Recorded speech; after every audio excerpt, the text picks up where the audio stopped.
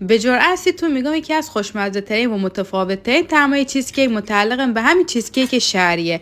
اینقدر جذاب و خوشمزه که باورت نمیشه. باید یه بار تستش کنید تا بفهمید ما چه چیزی میگم.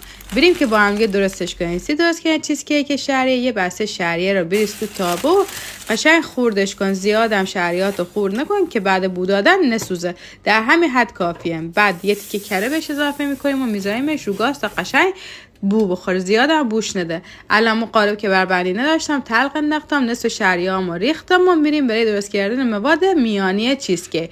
خامه، پنیر خامه، رست لیمو، زعفرون دم دادش، یه قاشق شکر و پودر ژلاتین رو با هم دیگه ترکیب میکنیم و میذاریم روی چیزکیکمون. در آخرم از باقی مانده شهریه‌ها روش میریزیم و میذاریمش به مدت 3-4 ساعت یخچال تا خوب مواد سفت بشه. در نهایت یه چیزکیک جذاب و خوشمزه. یه استکان چاینی دم بکن و از این چیزکیک کو نوش جان کن.